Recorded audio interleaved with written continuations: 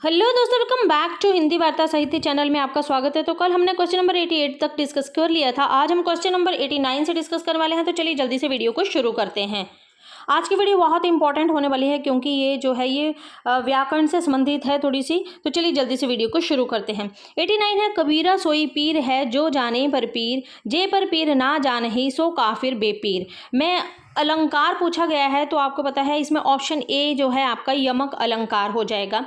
यमक अलंकार की अगर बात करें तो आपको पता है एक ही शब्द एक से अधिक बार आए और उसके अर्थ भिन्न भिन्न हो तो वहां पर क्या होता है, आपका यमक अलंकार होता है। जैसे यहाँ पर है पीर शब्द और फिर जो जाने पर पीर, है ना। तो कबीरा सोई पीर है तो एक पीर यहाँ पर गुरु के लिए बोला गया है और दूसरा पीर जो है यहाँ पर वो है पीड़ा के लिए बोला गया है। ठीक है, तो यहाँ पर पीर पीर जो है यहाँ पर जो है शब्द की आवृत्ति तो हुई है अधिक बार है पर उसका अर्थ दोनों बार क्या है, भिन्न है। एक पंक्ति और बहुत आती है, कनक कनक ते सोगुनी मादिकता अधिकाय। वहां पर एक कनक धतूरा होता है तो दूसरा कनक वहां पे सोना होता है। ठीक है, आगे अगर बात करें हम श्लेष अलंकार की तो श्लेष अलंकार का आपको पता है कि उसका अर्थ चिपका हुआ होता है, मतलब जहां पर एक शब्द के साथ अनेक अर्थ चिपके रहते हैं। जैसे रहीमन पानी राखिए बिन पानी सब सून पानी गए ना उबरे मोती मानस चून, है ना। ये बहुत ही इंपॉर्टेंट पंक्ति है। मतलब यहाँ पर पहले पानी का अर्थ विनम्रता है और दूसरे पानी का अर्थ आभा तेज या चमक से लिया गया है। ठीक है, फिर अगर हम बात करें रूपक अलंकार की तो रूपक अलंकार जब पंक्ति में केवल योजक चिन्ह आए पर सा से सी ना आए तब रूपक अलंकार होता है। जैसे उदित उदय गिरी मंच पर रघुबीर बाल पतंग। ठीक है, इसको उदाहरण है। जैसे उदित उदय उस पर जो है बीच में मतलब हाइफन जो होता है, योजक चिन्ह जो होता है वो आपका रहता है। ठीक है, पुनरुक्ति अलंकार कौन सा होता है, जहां कोई शब्द दो बार दोहराया जाता है वहां पर आपका पुनरुक्ति अलंकार होता है। किसी दिन अलंकार से संबंधित एक अलग से वीडियो में लेकर आने वाली हूँ बहुत जल्द। अगर चलते हैं भूरे बालों की इसी कर्तन में अलंकार कौन सा है तो यहाँ पर उपमा अलंकार है। हमने अभी तक श्लेष को समझा है, यमक को भी समझ लिया है। अगर उपमा की बात करें तो उपमा में आपका क्या रहता है कि उपमा जो अलंकार है ना आपका, जब पंक्ति में योजक चिन्ह आए और साथ में आपके सासेशी शब्द आए ना वहां पर आपका जो है उपमा अलंकार होता है। जैसे अगर उदाहरण की बात करें तो मुख चंद्रमा सा सुंदर, तो यहाँ पर आपका योजक चिन्ह भी है और सा शब्द जो है मतलब वो भी आपका जो है वो आता है। ठीक है, तो यहाँ पर आपका क्या हो जाएगा, उपमा अलंकार हो जाएगा। हमने रूपक में भी सेम ही चीज की थी बट हमने बात की थी कि जब पंक्ति में केवल योजक चिन्ह आए पर सा से सी ना आए, और उपमा भी सेम है कि जब पंक्ति में योजक चिन्ह आए और जब पंक्ति में योजक चिन्ह आए और साथ में आपका सा से सी भी आए। रूपक में क्या था, जब पंक्ति में केवल योजक चिन्ह आए पर सा से सी ना आए तब आपका जो है वो रूपक अलंकार हो जाता है। ठीक है, ठीक है, तो आगे हमारा क्या है, उत्प्रेक्षा अलंकार है। तो उसको भी देखते हैं थोड़ा सा। जब उपमेय में उपमान की संभावना या कल्पना की जाए, मतलब जब हम उपमेय में उपमान की संभावना या कल्पना करते हैं तब उत्प्रेक्षा अलंकार हो जाता है। मतलब सिंपल से शब्दों में समझे, उपमेय क्या होता है, जिनमें जानो मानो ज्यों त्यों जैसे शब्द जब आते हैं ना आपके, ये ट्रिक से सिंपल समझते हैं। जानो मानो ज्यों त्यों जैसे वाले शब्द आएंगे तो आपका उत्प्रेक्षा अलंकार हो जाएगा। जैसे एक पंक्ति मुझे याद आ रही है, सोहत ओढ़े पीत पट श्याम सलोने गा मनो नील मणिशैल पर आतप पर्यो प्रभात। तो मनो शब्द आएगा, है ना। तो मनो जानो ज्यों त्यों ये शब्द जब आते हैं तो आपका उत्प्रेक्षा अलंकार हो जाता है। चलिए आगे चलते हैं क्वेश्चन नंबर 91 की तरफ।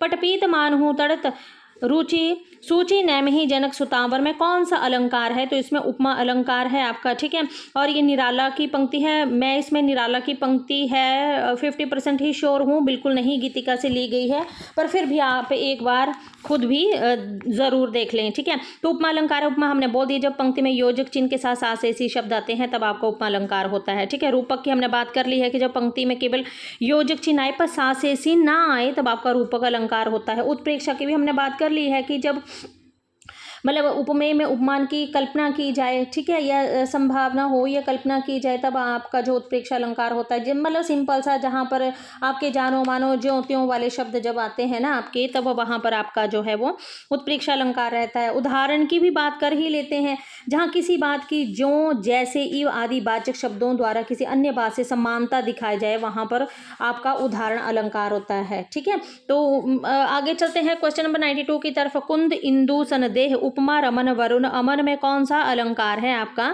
तो हमने यहाँ पर बात की थी कि ये अगर पंक्ति अलंकार पहले बता देती हूँ। उपमा अलंकार है, उपमा अलंकार। फिर हम पीछे पढ़ के आए, जब पंक्ति में योजक चिन्ह आए और साथ में सासेसी शब्द आए तो आपका उपमा अलंकार होता है, ठीक है। श्लेष की हमने बात की कर ली थी कि श्लेष में क्या होता है कि अर्थ जो है वो मतलब चिपका हुआ रहता है। शब्द जो है ये अर्थ जो है ये चिपका हुआ रहता है, मतलब जहाँ एक शब्द के साथ अनेक अर्थ चिपके रहते हैं। रहमन पानी राखिए, जब पानी सब सून पानी गए ना, उबरे मोती मानस चून, है ना, ठीक है। तो ये हमने कर लिया था।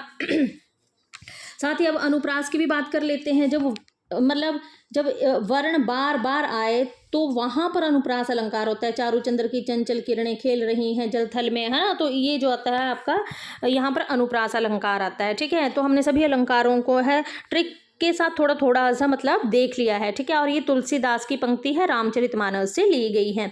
आगे चलते हैं।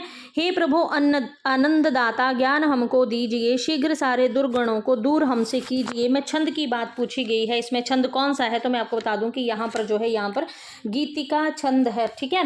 गीतिका छंद जो है ये यहाँ पर बताया गया है। गीतिका छंद में जो है वो आपके 26 मात्राएं रहती हैं, ठीक है। गीतिका में आपकी 26 मात्राएं रहती हैं। वहीं पर अगर चौपाई की बात करें ना हम, जो चौपाई होता है आपका ये सममात्रिक छंद होता है और प्रत्येक चरण में 16 मात्राएं होती हैं, ठीक है। इतना याद रखना है बस, सममात्रिक छंद है और 16 मात्राएं होती हैं। रोला की बात करें, मोस्ट इंपॉर्टेंट है ये भी आपका, ये भी सममात्रिक छंद होता है पर इसके प्रत्येक चरण में 24 मात्राएं होती हैं, ठीक है। और मतलब 11 और 13 मात्राओं पर इसमें यति रहता है, मतलब सिंपल इतना सा याद करना है इसका। कुंडलियां मोस्ट इंपॉर्टेंट है, बहुत बार पेपर में पूछा जाता है। चौपाई, रोला, कुंडली मतलब मोस्ट इंपॉर्टेंट है।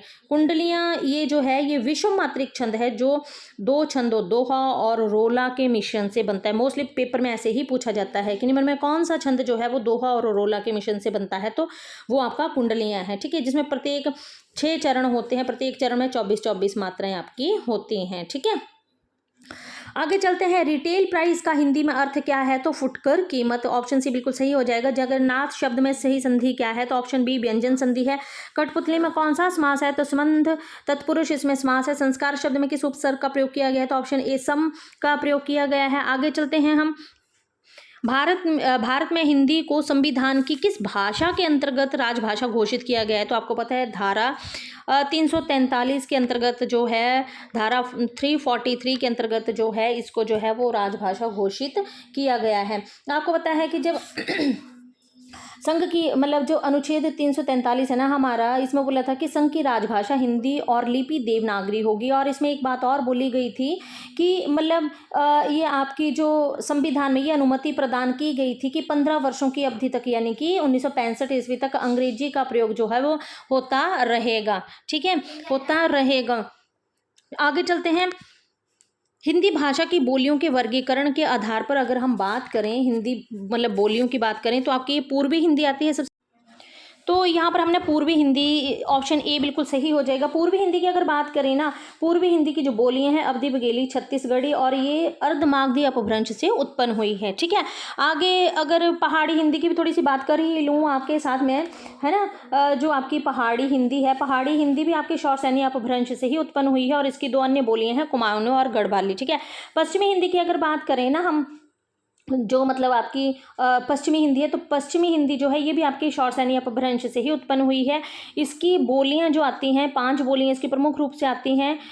एक आती है आपकी कौरवी, दखनी, ब्रजभाषा, बुंदेली और कनौजी, ठीक है। और राजस्थानी की भी बात कर ही लेते हैं। तो राजस्थानी जो है ना आपकी मतलब राजस्थानी की अगर बात करें तो मारवाड़ी, जयपुरी, मेवाती, मालवी ये इसकी बोलियां हैं और ये भी आपकी शौरसैनी अपभ्रंश से ही उत्पन्न हुई है।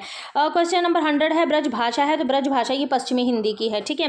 हिंदी शब्द अनुशासन के लेखक कौन है? ऑप्शन बी किशोरी दास बाजपेयी हैं। और कामता प्रसाद गुरु जो है इन्होंने हिंदी व्याकरण लिखा है, मोस्ट इंपॉर्टेंट है। देवनागरी लिपि का विकास हुआ है तो ब्राह्मी लिपि से हुआ है। ब्राह्मी लिपि जो है इसका समय जो है वो 5वीं शताब्दी का है। हमने पीछे एक वीडियो में हमने जो लिपि थी उसके बारे में बहुत डिटेल से बात की थी।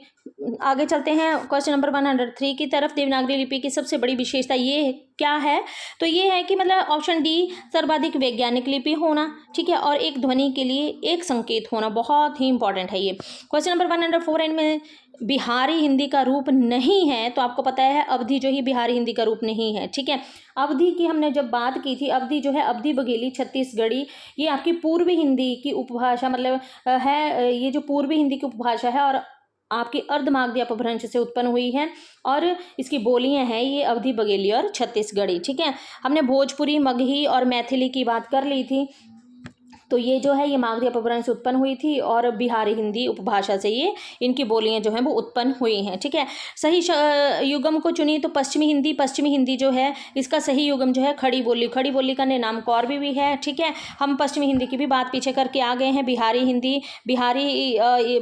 हिंदी की अगर हमने बात की थी तो बिहारी हिंदी के अंतर्गत हमने भोजपुरी, मगही, मैथिली 3 को रखा था और मागधी अपभ्रंश से इसको उत्पन्न किया था। ठीक है, पूर्वी हिंदी की बात करें तो अवधी, बघेली, छत्तीसगढ़ी ये जो है आपकी ये पूर्वी हिंदी की बोलियां हैं ये और अर्धमागधी उपभ्रंश से उत्पन्न हुई हैं। ठीक है, पहाड़ी हिंदी की बात करें तो पहाड़ी हिंदी में तो हमने पहले ही कर लिया है कि पहाड़ी हिंदी भी आपकी शौरसेनी अपभ्रंश से उत्पन्न हुई है। कुमाऊनी, गढ़वाली जो है इसकी बोलियां हैं। ठीक है, और ये आपकी राजस्थानी और पहाड़ी हिंदी ये दोनों आपकी शौरसेनी अपभ्रंश से उत्पन्न होती हैं। तो चलिए आज इतने ही क्वेश्चन को डिस्कस करेंगे। आई होप आपको वीडियो अच्छी लगी हो तो वीडियो को लाइक जरूर कीजिएगा। मिलते हैं नेक्स्ट वीडियो में, तब तक के लिए धन्यवाद।